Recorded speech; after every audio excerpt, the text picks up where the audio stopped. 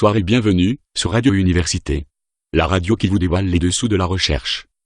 Notre invité du jour est Monsieur Archibald, professeur d'université de son état. Cher professeur, comment devient-on chercheur? À l'université, tout fonctionne par réseau. Si vous n'êtes pas dans un réseau, vous n'êtes pas chercheur, car personne ne vous connaît. Seuls les réseaux autorisent les chercheurs à chercher ce qu'ils doivent chercher. Existe-t-il plusieurs réseaux, cher professeur? Tout à fait, de nombreux réseaux permettent aux chercheurs de chercher. Il y a même des réseaux dans les réseaux, qui permettent aux plus avancés d'entre nous de chercher des choses auxquelles les autres n'avaient pas encore pensé. Ainsi, de fil en aiguille et de réseau en réseau, le chercheur passe son temps à chercher le réseau, qui recherche dans la même direction que lui. Mais cela peut durer toute une vie? Exactement, chercheur est un métier. Un bon chercheur doit savoir raisonner. Mais la chose la plus difficile, est d'abord de rentrer dans le réseau. Mais comment fait-on? Un chercheur ayant raisonné, longtemps dans les réseaux, connaît les portes d'entrée. Il suffit donc pour un chercheur novice de se faire connaître en publiant de nombreux articles dans différents réseaux, afin de se faire remarquer par un réseau, qui lui ouvrira sa porte. Extraordinaire.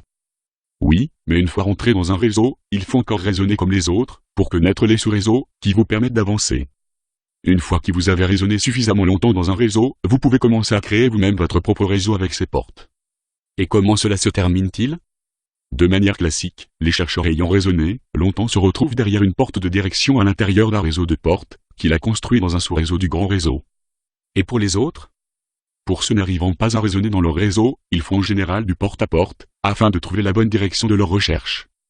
Ceux qui en ont assez de faire du porte-à-porte, décident de chercher dans leur coin, et de créer une porte, pour permettre aux autres de venir les rejoindre. Quelle ingéniosité! N'est pas chercheur qui veut. Le système des portes et des réseaux forme un système complexe difficilement accessible aux premiers venus. Mais quand trouvez-vous le temps d'effectuer vos recherches? Je vous rappelle que pour entrer dans le réseau et les sous-réseaux, il faut se faire connaître en publiant des recherches et des articles dans les différents réseaux. Néanmoins, les plus chercheurs des chercheurs sont souvent ceux qui cherchent en dehors du réseau et qui cherchent à y entrer. Il leur faut souvent des années avant d'y parvenir, ce qui permet aux chercheurs qui sont dans les réseaux de laisser leurs recherches de côté afin de se consacrer à l'étude des réseaux. Très bien, cher professeur, notre émission touche à sa fin. Chers auditeurs, nous devons nous quitter. Au revoir et restez à l'écoute.